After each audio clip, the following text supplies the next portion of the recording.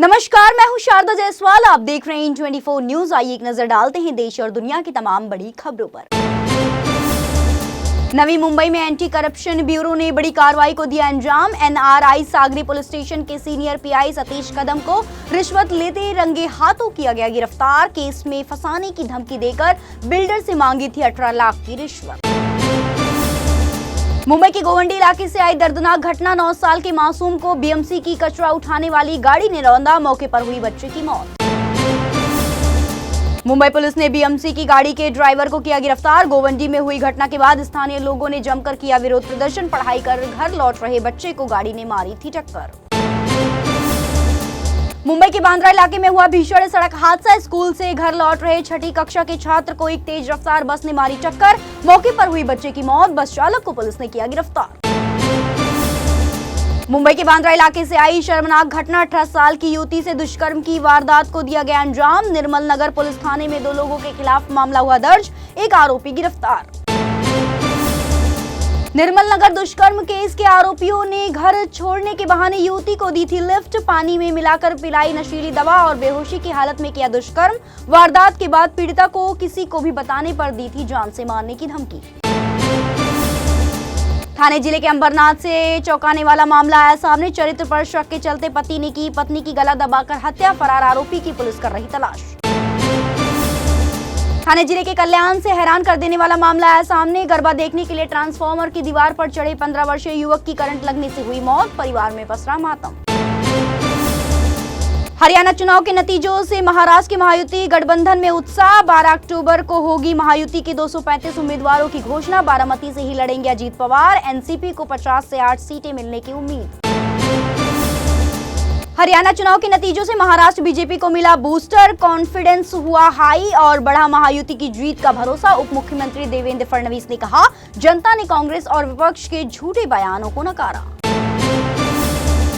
देवेंद्र फडणवीस के बयान पर शिवसेना UBT ने किया पलटवार। कहा, महाराष्ट्र में नहीं दिखेगा हरियाणा चुनाव के नतीजों का असर। यहां के मुद्दे और सियासत हैं अलग। राउत ने कहा, MVA की होगी जीत।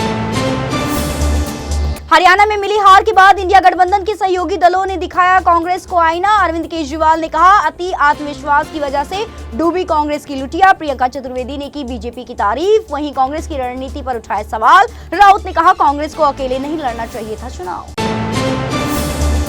कांग्रेस को नसीहत देने के साथ ही शिवसेना UBT प्रमुख उद्धव ठाकरे ने किया बड़ा ऐलान। कहा, महाराष्ट्र को बचाने के लिए जिसे भी शरद पवार और कांग्रेस बनाएंगे CM चेहरा, उसका करेंगे समर्थन। उद्धव ने कहा, पूरी ताकत के साथ चुनाव लड़ेगी महाविकास अघाड़ी।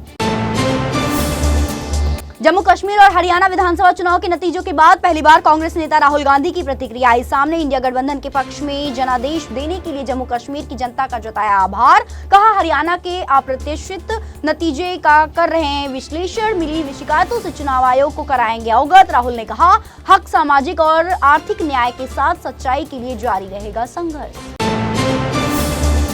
जम्मू कश्मीर में सेना के 2 जवानों का आतंकियों ने किया अपहरण। चकमा देकर आतंकियों के चंगुल से निकलने में कामयाब रहा एक जवान, जबकि दूसरे का गोलियों से छलनी मिला शव। अहमद के रूप में हुई शहीद जवान की पहचान। यूपी बिहार के यात्रियों को सुविधा प्रदान करने के लिए दिल्ली से गोंडा के बीच स्पेशल ट्रेन का परिचालन आज से हुआ शुरू। प्रयागराज, DDU, गया, कोडरमा, न्यू गिरिडीह, मधुपुर, जसीडीह और देवघर के रास्ते दिल्ली और गोंडा के बीच चल रही है ट्रेन। रेलवे की आधिकारिक वेबसाइट पर उपलब्ध है ट्रेन संख्या 14049, 14050। गोंडा दिल्ली गोंडा साप्ताहिक एक्सप्रेस की पूरी जानकारी। उत्तर प्रदेश और गुजरात के बाद अब मध्य प्रदेश में हुई ट्रेन को पलटने की साजिश। ग्वालियर में रेलवे ट्रैक पर रखा मिला लोहे का फ्रेम। मालगाड़ी के लोको पायलट की सतर्कता से टला हादसा।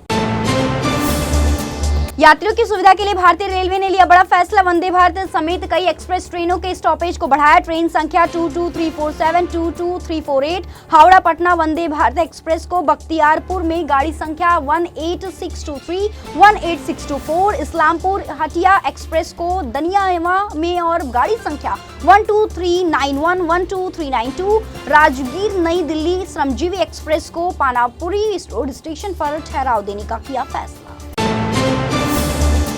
उत्तर प्रदेश के लखीमपुर खीरी में सरेआम हुई विधायक की पिटाई। दर्जनों पुलिसकर्मियों की मौजूदगी में बार संघ के अध्यक्ष अवधेश सिंह ने भाजपा विधायक योगेश वर्मा को जड़ा तमाचा। घटना का वीडियो सोशल मीडिया पर हुआ वायरल। उत्तर प्रदेश के कासगंज से पुलिस वालों की शर्मनाक हरकत आई सामने। रामलीला के दौरान कुर्सी पर बैठने के कारण दलित युवक को पीटा और फिर किया अपमानित। घटना से आहत युवक ने मौत को लगाया गले। मंथली ईएमआई भरने वालों के लिए आई बड़ी राहत की खबर। इस महीने रिजर्व बैंक ने रेपो रेट यानी नीतिगत दरों में नहीं किया कोई बदलाव, जिसके चलते ना बढ़ेगी और ना ही घटेगी लोन की ईएमआई। जम्मू कश्मीर में नेशनल कांग्रेस और कांग्रेस ने हासिल किया बहुमत। एनसी 43 तो वहीं कांग्रेस ने जीती 6 सीटें। फारूक अब्दुल्ला बनेंगे नए मुख्यमंत्री।